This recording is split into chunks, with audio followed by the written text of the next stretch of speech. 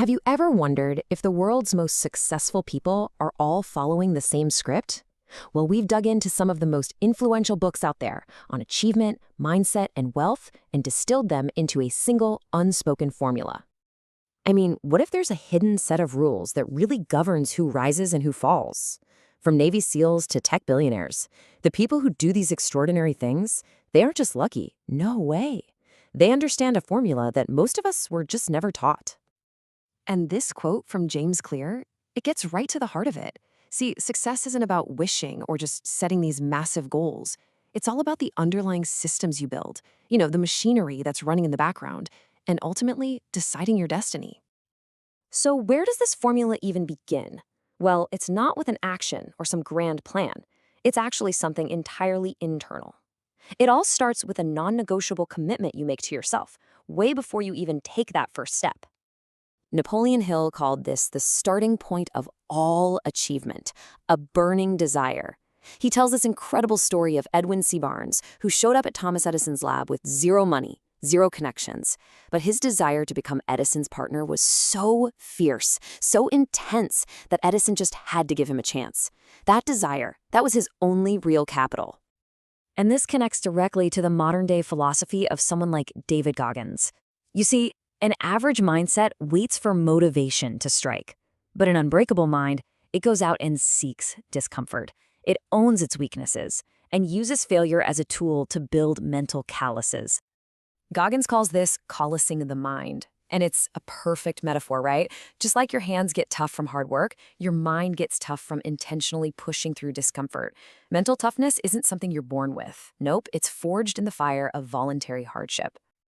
This brings us to Goggins' 40% rule.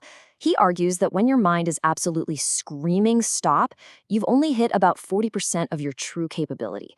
That voice telling you to quit, it's a liar. Your real potential begins right on the other side of that feeling. But look, a burning desire is pretty useless without a machine to convert it into actual results. So this is where we shift from the why of mindset to the how of execution. You have to build a growth engine. James Clear points out that winners and losers often have the exact same goals. So what's the difference? It's their systems. This echoes what Rich Dad taught Robert Kiyosaki: stop working for money and instead build systems that make money for you. The whole focus shifts from a single outcome to a repeatable process. And this chart, wow, this really illustrates the engine's power. Getting just 1% better each day makes you nearly 38 times better over a year. It's the magic of compounding. Think about the British cycling team.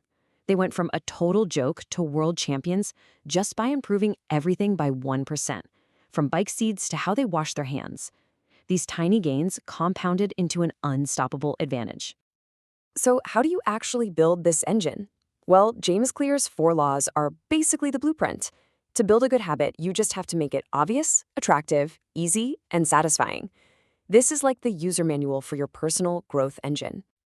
Okay, so you've forged the mindset, you've built the engine. Now what? Well, it needs fuel. High-quality ideas. But where in the world do you get them? Here's the secret. You don't have to invent them from scratch.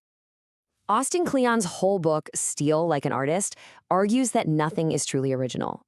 All creative work is built on what came before it. Creativity isn't about making something from nothing. It's about intelligently remixing existing ideas in a totally new way.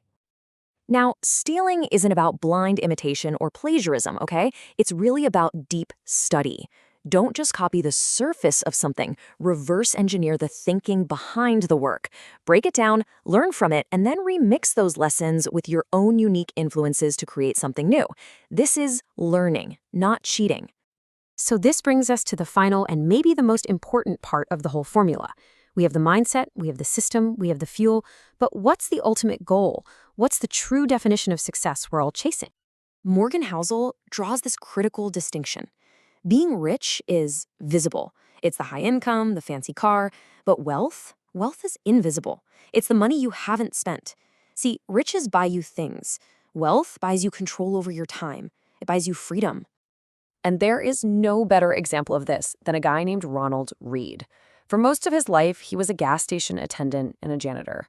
He never earned a big salary. No one would have ever looked at him and thought he was rich. But when he died, he left an $8 million fortune to his local community. He proved beyond a doubt that wealth isn't about your income. It is a direct result of your behavior. And that right there, that is the real end game. The whole purpose of this formula isn't just to pile up money, it's to gain autonomy. The ability to wake up in the morning and say, you know what, I can do whatever I want today. That is the ultimate prize. So here's the final thought I want to leave you with.